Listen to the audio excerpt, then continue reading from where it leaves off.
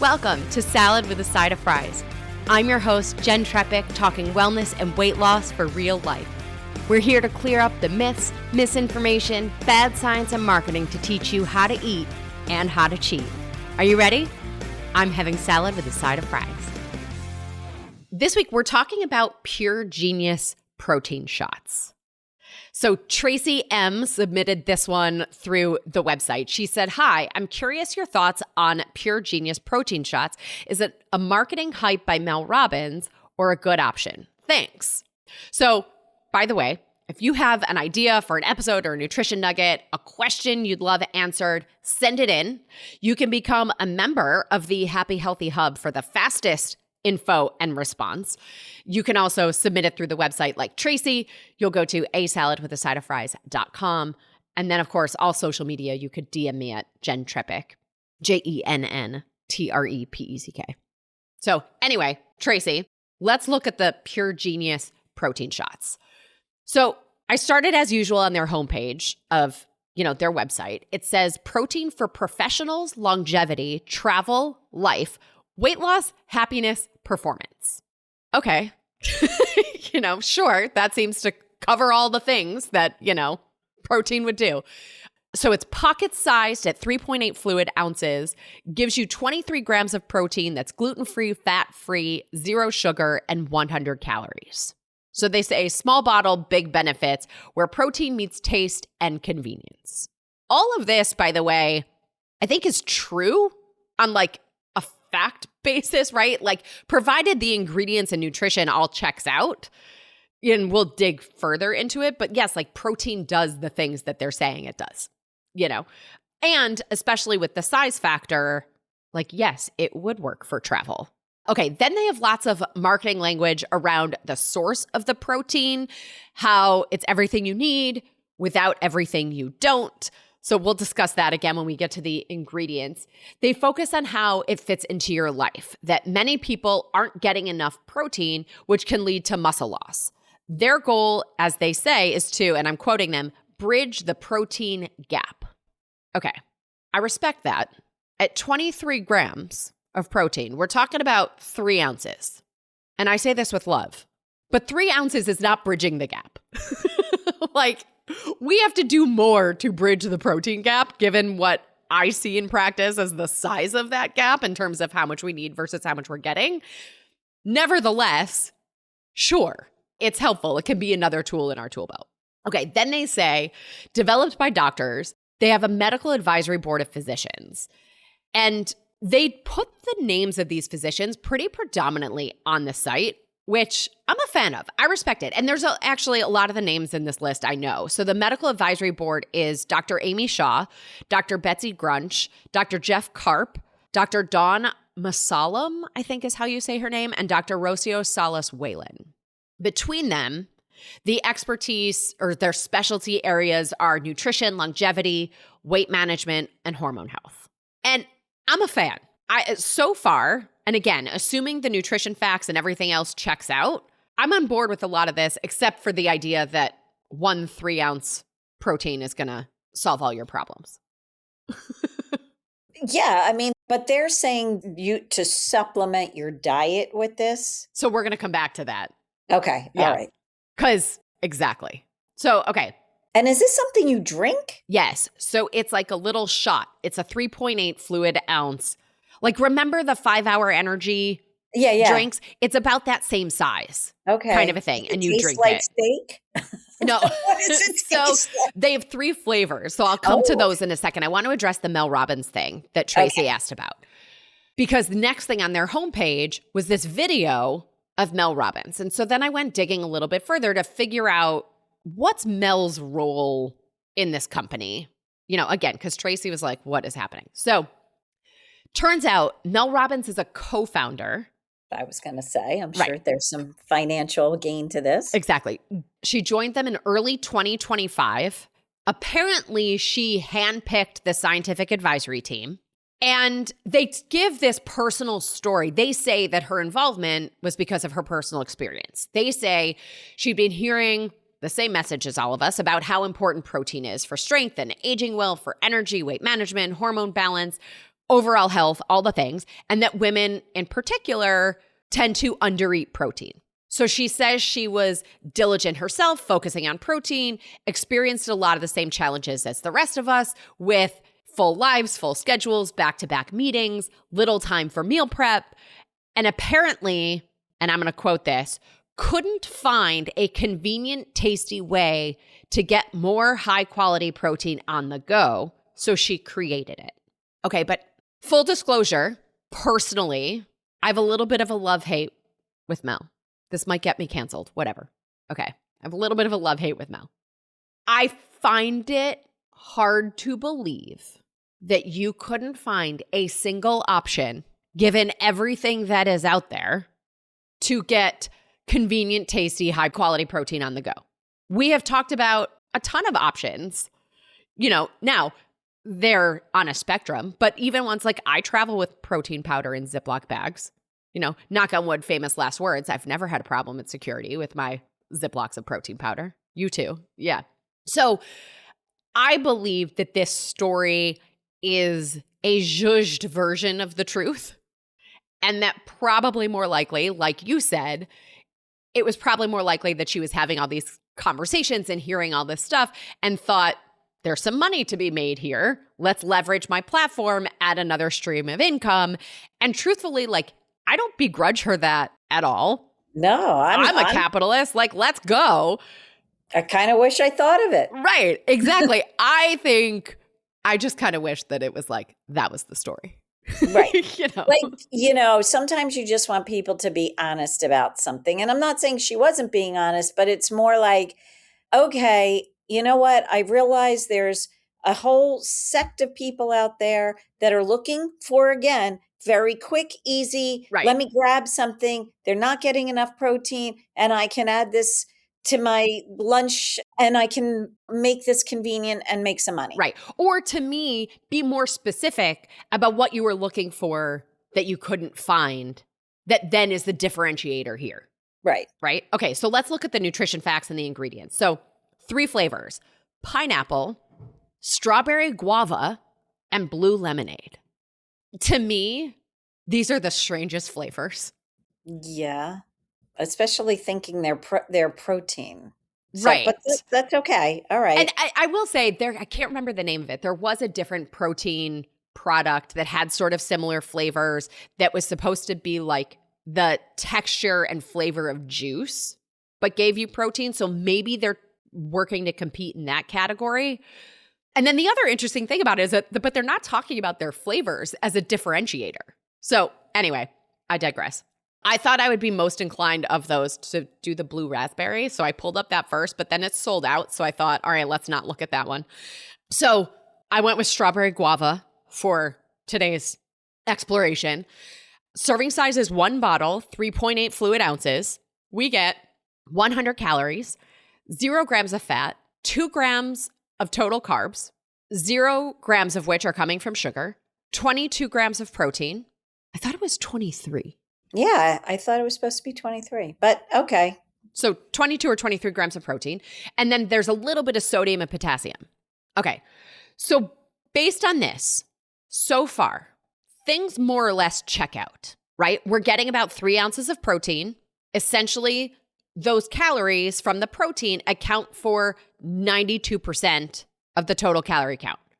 So then there's another 8%, which here is 8 calories. And that's coming from those 2 grams of carbohydrates. So the math is mathing. We'll have to see what they are based on the ingredients. Still, with this, if we look at this, it's a snack size amount of protein and it's protein only. So if I were to drink this, it would last me maybe 90 minutes, an hour to 90 minutes. It's not a meal replacement. It is not a meal amount of protein. If you wanted this as a snack to last you longer, then we can pair it with veggies or fruit to get some fiber. We could pair it with some nuts to get some quality fat and maybe sort of bulk up this snack to help it last us a little bit longer. All right, ingredients. They read filtered water, whey protein, that's specifically beta-lactoglobulin, bovine collagen peptides, then less than 2% monk fruit extract, L-histidine, L-valine, stevia leaf extract, citric acid, malic acid, phosphoric acid, potassium sorbate, sodium benzoate, natural flavors. Okay. The carbs are coming from the sweeteners. We have monk fruit extract and the stevia leaf extract. Citric acid and malic acid are probably part of the flavors, I'm guessing, combined with the natural flavors and whatever their, in air quotes, natural flavors are. And for some people, natural flavors is a deal breaker. Fine. I also want to see, they don't really say anything else about the natural flavors in there. The potassium sorbate and sodium benzoate are preservatives. Right. Again, you get to decide. Based on all of this, like, let's just be clear, it's a processed food. On the spectrum of processed foods, it has less of the other stuff in it. Nevertheless, okay, let's talk about the protein blend. It's whey protein and collagen. And then they added 2 other amino acids, the L-histidine and the L-valine. So those are 2 other amino acids. Essentially what they've done is created a complete protein from mostly plant sources, like the whey. I suppose whey is a plant source. So, right. The only thing that isn't is the bovine collagen. Right. Again, pick your battles. You decide if that is a thing for you. That's one of the only ways you can get a collagen. Right. Actually, on their website, they have an in-depth explanation of the protein sources and the amino acid profiles of each of these protein sources. So if you want, you can go check that out. I respect that they put it out there and explained it all. I think it's worth noting whey protein, probably not going to work for someone with a lactose challenge. So just thinking through that. The sweeteners being monk fruit and stevia, those work for me.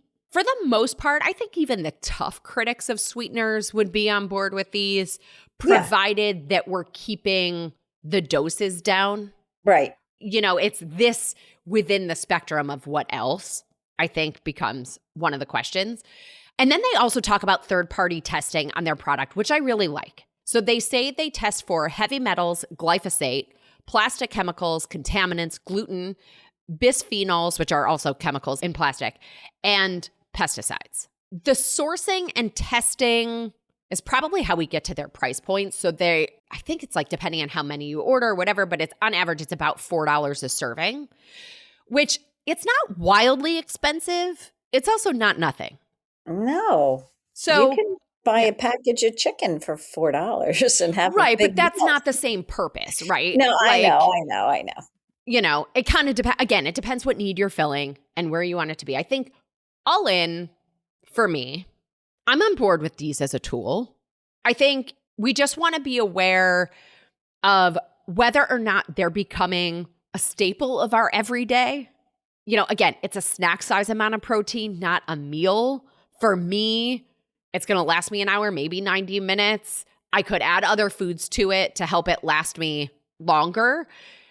On its own, it's a small amount of liquid, which might be helpful like pre or post workout to get a little bit of protein without the carbohydrates there. So maybe that's another time where it could fit in, or the travel, because it can easily fit in your suitcase in a carry-on in an airport. Like that might be a great little thing to have in your bag in case you're stuck traveling or whatever.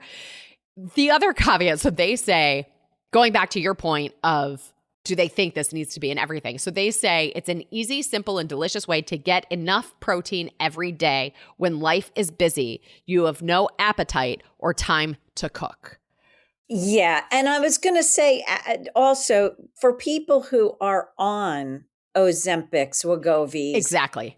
They're not getting their protein. They're not eating. Like, let's face it, they're not eating. They're losing tons of weight because they've got all these it is an huge appetite suppressant.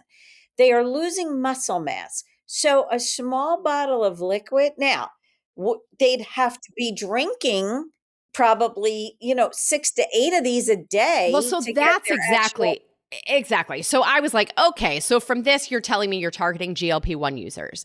The other target, and I've worked with a lot of people in my practice over the years who are post-bariatric surgery or post-gastric bypass or that kind of thing. This would also be an awesome tool for them.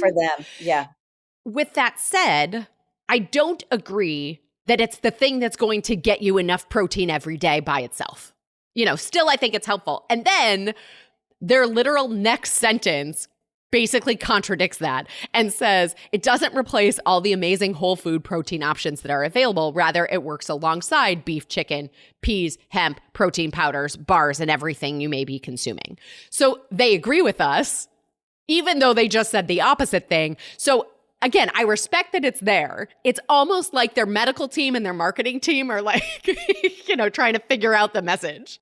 And they're saying that they're bridging a gap. So, yeah. So if I'm on the go or I'm at an airport and, I don't have time and I'm grabbing some quick salad-y thing or something, I don't know, but I need a little extra protein just to supplement that. Then, something like that might be fine. But this is not something that people should be thinking, oh, I could just drink this and now I've got my full recommended amount of protein that I need every day. No. And I see that that's where they're saying both things. Right. This isn't to bridge a gap. This is not. And let's be clear, where I pulled that from was not the headline of the website. Like I kind of had to dig for some of that language from them. All in though, I think it's another option that we could add. To me, it's going to come down to two things. One is the flavor, because I normally don't love those fruity flavored things. On the Mel Robbins front, for me personally, it's not necessarily a selling point. It may be to you, or it may be a reason not to, play with these. You get to decide. But I think if we're looking strictly at the nutrition facts and the ingredients, I'm game for these. Yeah, it's a tool. Like you said, it's a tool. It is not a meal replacement. It is a tool. And again, for me, it would come down to, personally, I don't like to drink my food. I like to eat it. I like to chew it.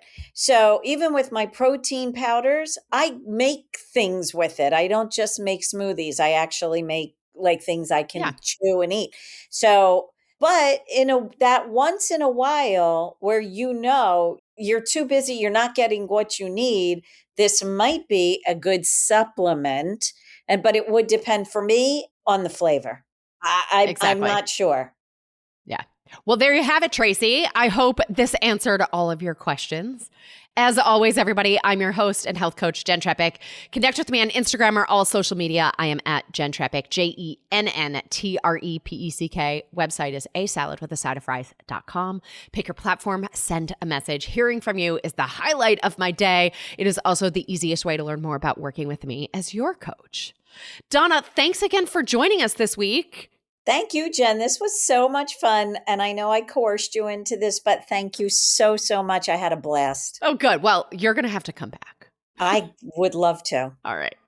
And of course, friends, if you are not already a member, I invite you to the Happy Healthy Hub. You'll go to asaladwithasideofries.com/membership. This shows your support for this podcast, this community, and your health. On top of access to the community board where we can interact, ask and answer questions, and more, you're getting discounts, curated content, this week's recipe for the crunchy Thai kale salad, and 10% off those supplements that I mentioned for support around food noise. Well, friends, that's it for today's episode of Salad with a Side of Fries. Congratulations for making yourself and your health a priority. Thanks so much for joining us. Be sure to click subscribe or follow on your favorite podcast platform. Share us with a friend, and we'll be back next week. Always remember, you deserve it, and you are worth it. Happy healthy.